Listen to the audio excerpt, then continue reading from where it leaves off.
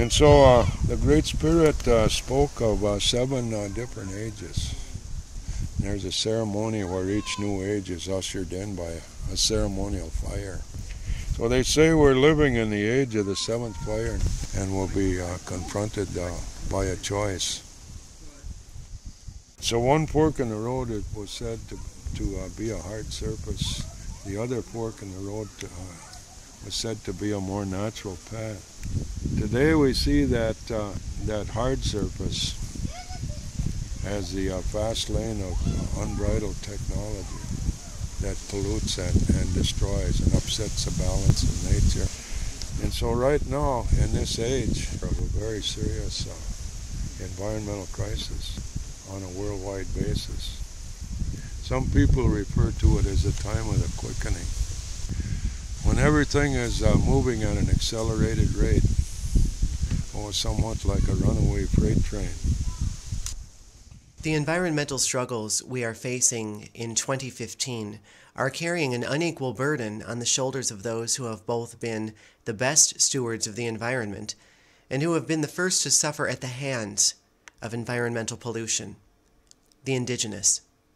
Indigenous peoples are working now to defend their lands from the mining and energy industries, which currently are intent on extracting as much resources as possible from the earth. From North Dakota to Minnesota to Wisconsin to Michigan, Native reservations are working to preserve their clean air and water from the threats of open-pit mining and petroleum fracking. Mah-NO-min, wild rice, is the sacred food of Anishinaabe people, but it is under threat from mining discharge in the waters. As a pollution-sensitive plant, mah-NO-min is like a canary in the coal mine. When it becomes sick and dies, you know something is wrong with the water. Across Minnesota and Wisconsin, mah-NO-min grows, but some stands have already died. In today's Minneculture documentary, we'll speak with people involved in activism around Native environmental issues. Clint Carroll, Native American Studies instructor at the University of Minnesota-Minneapolis, will discuss how non-Native people can be stronger allies in environmental activism. Former mining industry worker Bob Tammen of Tower-Soudan, Minnesota, gives an insider's view into the real impact mining has on local economies and the environment. And we will travel to the medicine waters of northeastern Wisconsin, where Bad River tribal elder Joe Rose will share traditional Ojibwe teachings and explain the impact that a proposed taconite mine in the Penokee Hills would have on his community. Manoomin, our wild rice, there's a reason that it's sacred. And it has to do with our migration story, our story of the Exodus that took place from the East Coast all the way over here to the sacred island, Madeline Island. Joe Rose is a Bad River tribal elder. He lives on beautiful land along the shores of Lake Superior, the world's largest single source of fresh water. And he is, in the best sense, a blend of the old ways and the new. A keeper of traditional Anishinaabe wisdom, as an elder, he has guided multiple generations of Bad River youth to being more connected to their identities as Anishinaabe people. And he is an advocate of the new. He wants to see more homes on the reservation powered by solar energy, and he owns a traditional roundhouse that is completely powered by solar. And the people were told that they'd be close to home again. When they came to the place where food grows on the water, there were 7 stopping off places on that journey. First was an island in the St. Lawrence River, and then to Niagara Falls, then to Detroit, then to Manitoulin Island, then to Sault Ste. Marie, and the 6th stopping off place was over by Duluth on the St. Louis River there. And so they sent their scouts inland, and they found the food that was growing on the water, but they knew that they weren't quite home yet. They were told about an island.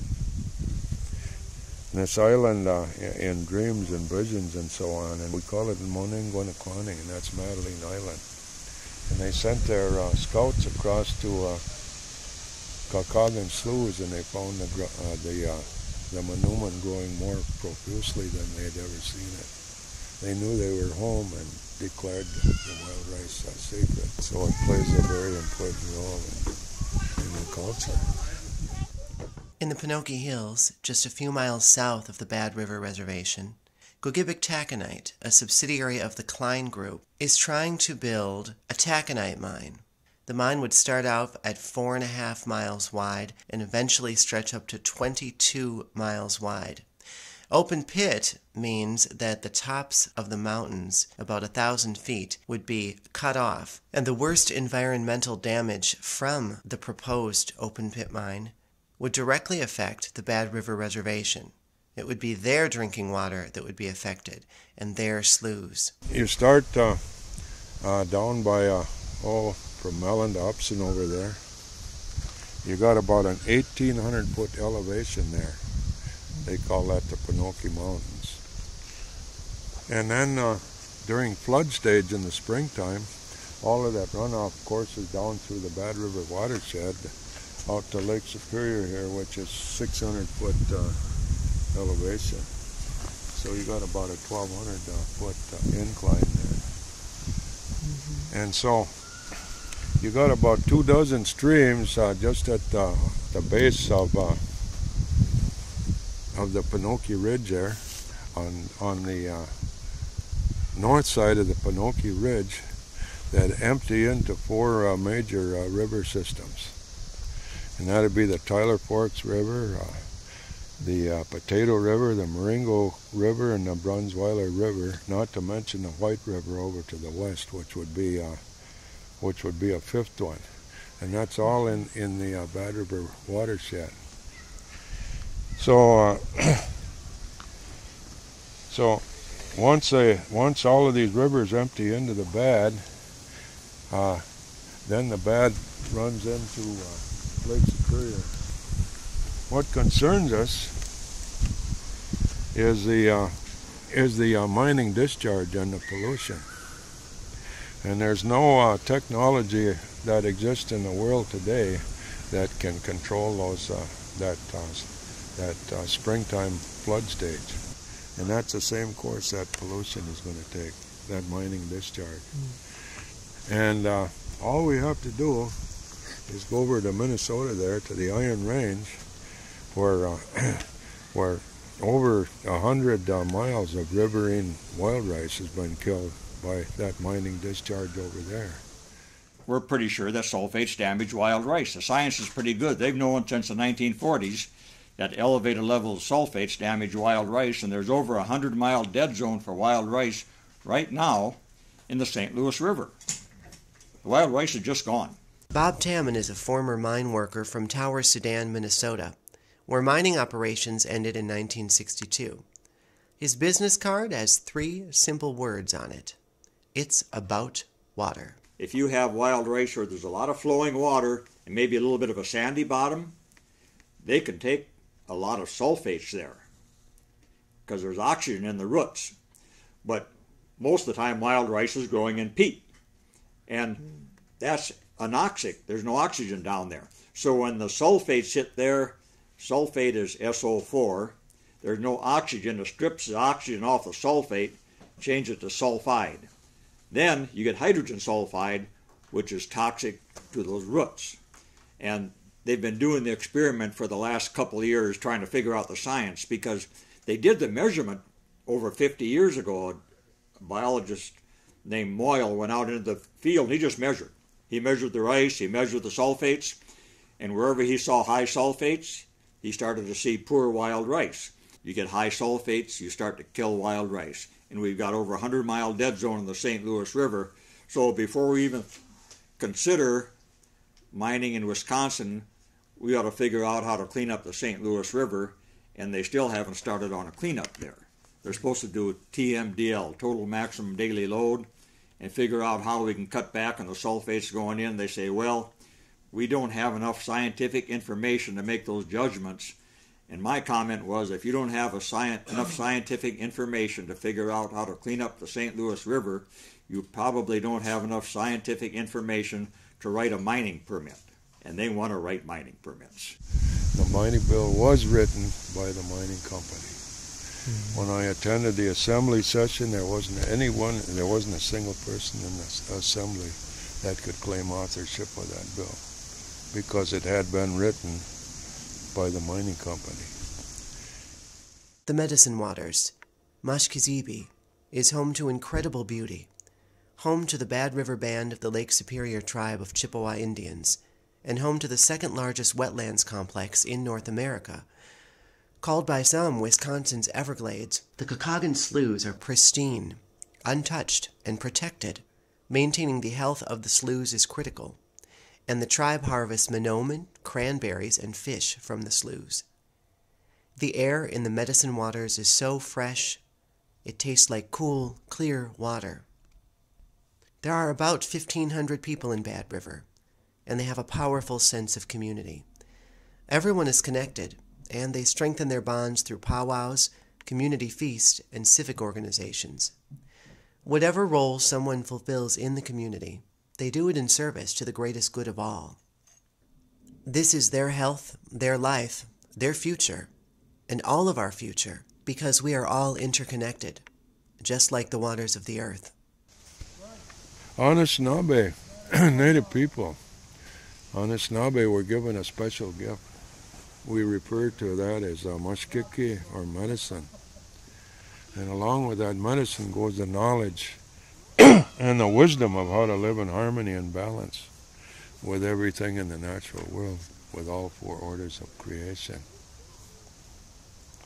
And so in this age of the seventh fire, it's our responsibility to share that knowledge with all humans that come in the four sacred colors: red, yellow, black, and white. Red for the Native Americans, yellow for the Asians, black for the Africans, and white for the Europeans. And it was predicted that a new paradigm or a new way of thinking would arise with these new people. And so that's also happening.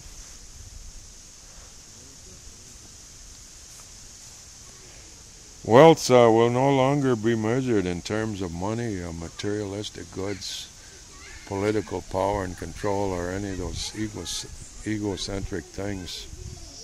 But true wealth will be measured in terms of clean water, fresh air, pristine wilderness, and a balance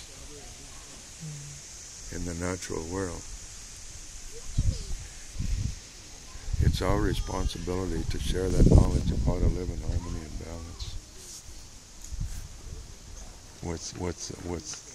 with everybody. And so right now we're into coalition building. My name is Clint Carroll. I am an assistant professor at the University of Minnesota in the Department of American Indian Studies. I am a citizen of the Cherokee Nation, which is currently in northeast Oklahoma.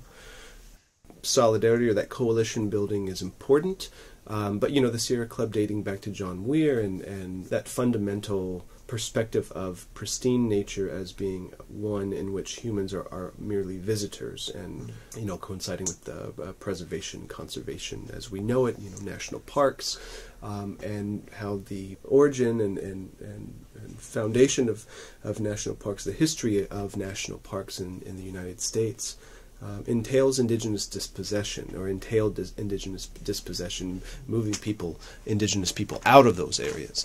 And so, fundamentally, there's that divergence once again of what is, quote, nature and what is environment, and what is the role of human beings within that perspective. And that's where I think a lot of tensions lie. Groups like the Sierra Club, groups like the Nature Conservancy, and Native communities and Native nations. Well, we got organizations that are backing us, such as Sierra Club and Nature Conservancy and so on. But there are a lot of non-native individuals also that are very concerned about this proposed mine. Right. When I go out and speak, people sometimes ask, well, what if it happens? And I tell them, well, that's the wrong way to think. And I always say it's not going to happen. We appreciate the reservations, the tribes being involved in this. They have experts on staff. They have biologists. They have people that are out there taking measurements. They have resource managers. And especially being they have treaty rights, they're actively helping the environmental community in Minnesota and Wisconsin, of course, to take care of the clean water. So they are contributing a lot of expertise to the battle to protect our clean water.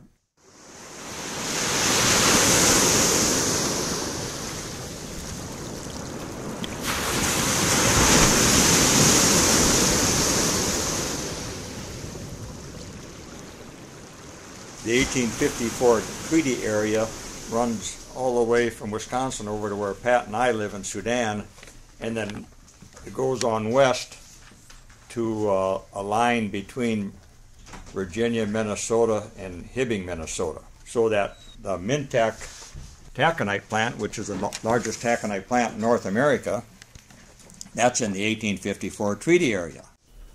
Now those treaties were violated for generations until LCO tribe went to court, and we won a decision in 1983 through the 7th District Court, Federal Court, where the treaty rights were reaffirmed.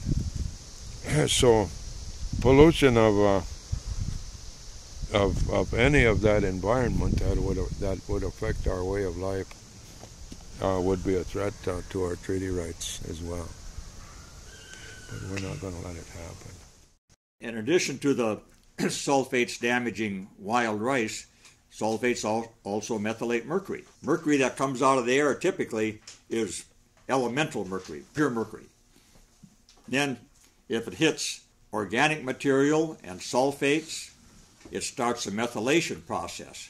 And methyl mercury is a kind that's absorbed by the food chain. That's the worst type. The methyl mercury is the poisonous stuff. That's the worst poison. That's what goes up through the food chain into our bodies, to the extent that they've done research that 10% of the babies born in the Minnesota in the Lake Superior watershed have elevated mercury. 10%. And so that's a terrible burden to put on an infant to go through life. You're handicapped from day one. Is mercury like lead poisoning in the brain? Is that the same thing? Neurological problems. It can be an endocrine disruptor too, and you know, like some endocrine disruptors, they can go down a generation or more and still affect humans. The tailings ponds on the Mesabi Iron Range for the taconite companies, they all leak. They make the dikes out of coarse tailings, so they knew they were going to leak when they built them. Most of us, even those of us that worked at the plant, we didn't know they were leaking at the time, but the engineers knew when they designed it because they designed it to leak. And so you have water from those tailings ponds going into Lake Vermilion, where the Boys Fort Reservation is. And you've got it going from some of the operations to the south, the St. Louis River. That runs on down to the Fond du Lac Reservation. So we have tribal people that are downstream of some major pollution. We must love the earth all the time. No open pit mines. There is so much to do, but I do it because I love you. I do it because I love you. Well, one thing that we cover in my class, in this class in particular that I'm teaching now, American Indian environmental issues and ecological perspectives, is that oftentimes mainstream environmentalists or non-native environmentalists, the interest that they have around a specific issue, around environmental issues, broadly speaking, can clash with native activists, because I think the crux of the issue is that for many native environmental activists, although there are a lot of commonalities and common goals, I'll just kind of draw from Winona LaDuke and paraphrase from her. Native environmental activists are striving to preserve a way of life, rather than this idea of a pristine environment. And so in that phrase, we can gather that Native people and Native communities view themselves not as disconnected from the land, but as inherently connected and a part of what we know as the environment. Bringing it close to home, the wolf hunt issue here in Minnesota and in Wisconsin, they can say, oh, you know, the Native people talking about being related to wolves, or that wolves are their brothers, that's just silly talk. You know, how can we expect to take that seriously, you know? And the problem in viewing it that way is that that's actually grounded, it's very rooted in tradition and in tribal history, that relationship with the wolf. And so so there are things that may appear to kind of invoke this stereotype, and I think we all walk that fine line, but at the same time there's the reality, the fundamental reality that yes, we do feel connected to the land as a life-sustaining entity, as a mother, a nurturing being, and a teacher in that we can learn from the land, we can learn from non-human entities, including animals and plants, right? So I think that's the perspective, that's where the rubber hits the road. And so I think just having that understanding and connection to real Native people, and not ideas of Native people, and not images that have been handed down and aren't grounded in reality. And so that kind of work that entails is necessarily working with Native communities and Native people. And I think that's where, once again, the rubber hits the road, is like, how committed are you to Native issues?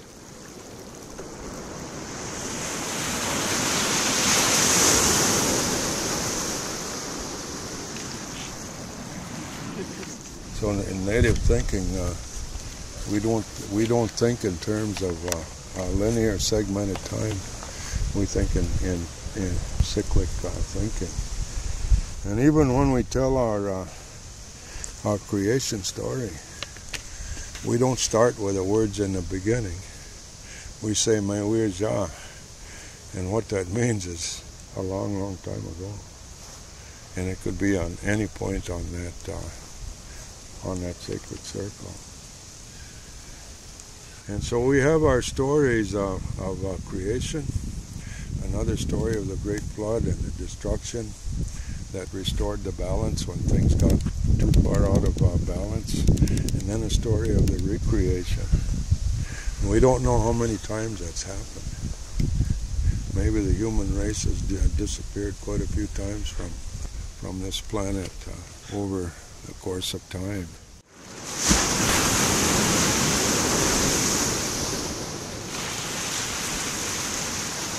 We look to the Ojibwe Teachings. That's the spirit of the Great Lake of the Ojibwe out here. And we give thanks for the fish and the fowl. The waterways of transportation that have been there for our people for thousands of years. We're a water-oriented people. And then we turn to Mother Earth. And we give thanks for her love and her nurturing qualities, and providing us with all of our basic needs, our food, our shelter, our clothing, and we're reminded never to take more than what we need.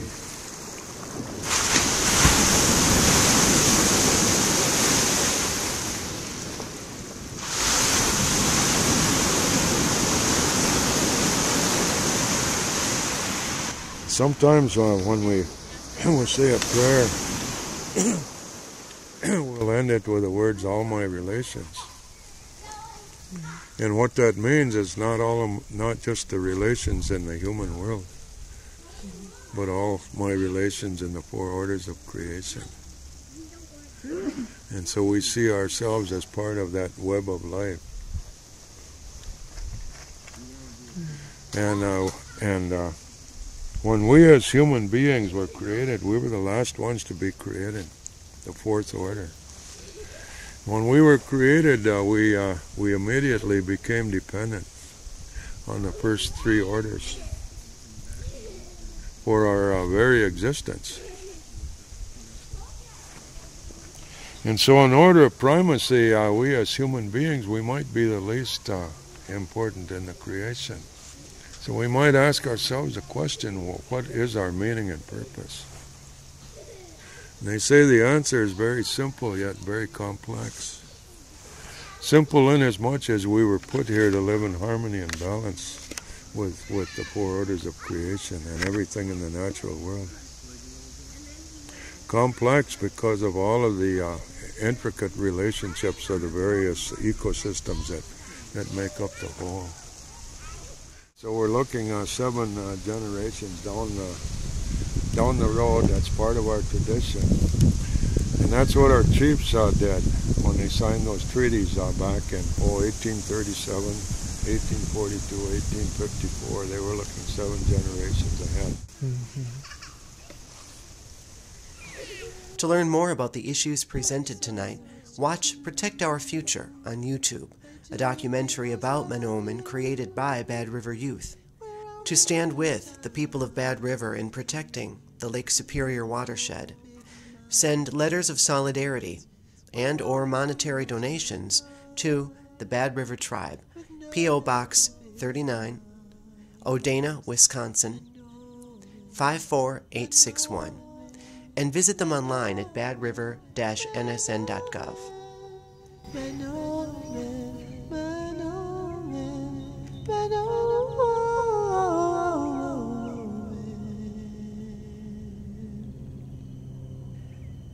We need to protect the sloughs. Why? Because I love you. It's simple when you know it's true. The simple truth, I love you. This is Rachel Love for KFAI. Special thanks to Clint Carroll, Bob Tammen, and Joe Rose. Minneculture is made possible by a grant from the Minnesota Arts and Cultural Heritage Fund.